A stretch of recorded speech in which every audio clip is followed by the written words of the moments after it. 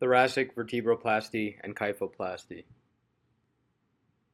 We present a case of a 65-year-old female with acute onset of mid-thoracic back pain following a fall from standing with radicular pain radiating in a T7 distribution.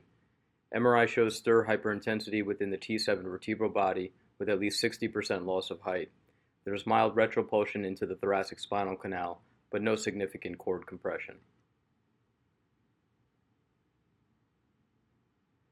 The procedure is ideally performed under biplane fluoroscopy, with anesthesia on the right side of the patient when the patient is prone. The display monitor is positioned directly in front of the surgeon for adequate visualization. The surgeon stands on the patient's left side while prone, just in front of a sterile preparation table, where the kyphoplasty materials and cement are prepared for use. The patient is positioned prone on the procedure table following the administration of general anesthesia with endotracheal intubation or prior to administration of moderate sedation by an anesthesiologist. Care is taken to ensure adequate padding with gel rolls at the level of the iliac crest and chest, with special care taken to protect pressure points such as the elbows and knees with adequate foam padding.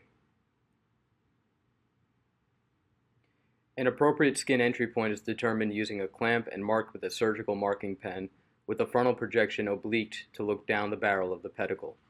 1% lidocaine is injected subcutaneously at this point, and then a 22-gauge spinal needle is used to determine an appropriate trajectory and navigate it into the periosteum. Once in an adequate position against the bone, local anesthesia and dexamethasone are administered through the spinal needle. The ideal location is at the lateral aspect of the pedicle with a trajectory to reach the center of the anterior one-third of the vertebral body. Skin incision is made with an 11-blade knife. The 10-gauge cannula is navigated under intermittent fluoroscopy down to the bone at the lateral aspect of the pedicle in a trajectory that will allow the cannula to reach the midline of the anterior one-third of the vertebral body.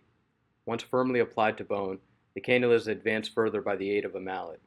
It is important that the cannula remains within the pedicle during navigation past the spinal canal by ensuring that the medial board of the pedicle is not breached until the cannula is past the posterior aspect of the vertebral body.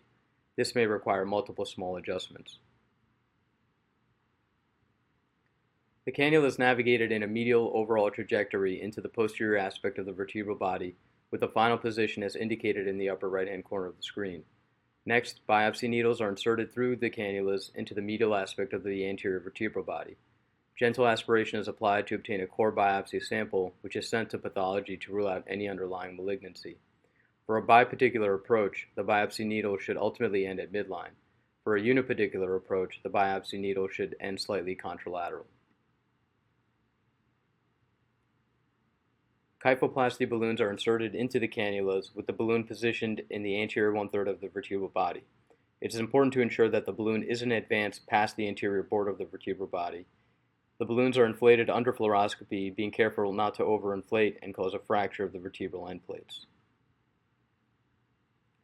Cement is hand injected under intermittent fluoroscopy to ensure that the cement does not track outside of the vertebral body, especially posteriorly where it could encroach upon neural structures.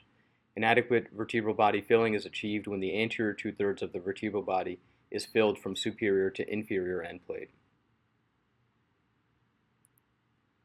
The inner trocars used for navigating the cannula are replaced prior to cannula removal to prevent tracking of the cement posteriorly. The incisions are cleaned with sterile saline and dressed with bacitracin and standard coverlet dressings. Properly aligning the vertebral bodies in the fluoroscopic images allows for safe and efficient navigation of the cannulas into their ideal position.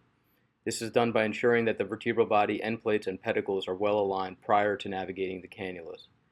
During cement injection, it is useful to use oblique lateral projections to identify any possible posterior tracking of cement toward the spinal canal, especially in cases with retropulsion. It is also important to minimize radiation exposure as much as possible by collimating images and wearing appropriate protective equipment such as leaded aprons, vests, and glasses. We thank you for your attention during this presentation.